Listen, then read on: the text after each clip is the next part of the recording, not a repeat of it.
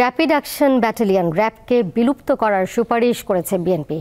এর মধ্যে পুলিশ সংস্কার কমিটির কাছে এই সুপারিশ করেছে দলটি। মঙ্গলবার রাজধানীর গুলশানে বিএনপির চেয়ারপারসনের কার্যালয়ে সংবাদ সম্মেলনে একথা জানান দলের স্থায়ী কমিটির সদস্য হাফিজ উদ্দিন আহমেদ।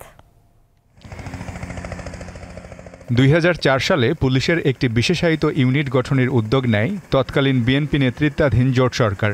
ওই বছরের ২৬ March rapid action battalion RAB নামে আত্মপ্রকাশ হয় পুলিশের এই এলিট বাহিনীর।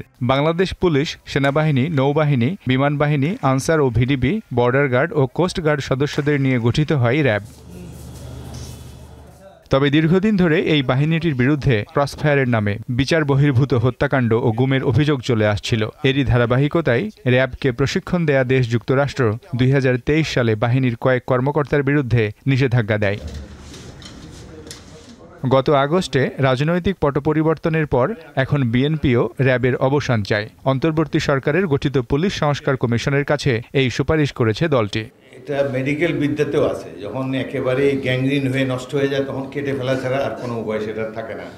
এবং সেই জন্যই আমরা মনে করেছি র্যাব বাহিনীর আন্তর্জাতিকভাবেই এমনভাবে নিন্দনীয় হয়েছে। আর দেশের মধ্যে তো র্যাব মানে একটা দানব সৃষ্টি করেছে তারা। যত ধরনের খুন যখন এবং যত এক্সট্রা জুডিশিয়াল কিলিং সব কিছু অধিকাংশই এই র্যাবের মাধ্যমে হয়েছে। সেজন্য আমরা এটিকে বিলুপ্ত করার জন্য সুপারিশ করেছি। দলটির এই নেতার পরামর্শ, প্রয়োজনে বিশেষ কাজের জন্য পুলিশের বিশেষ বাহিনী গঠন করা হোক।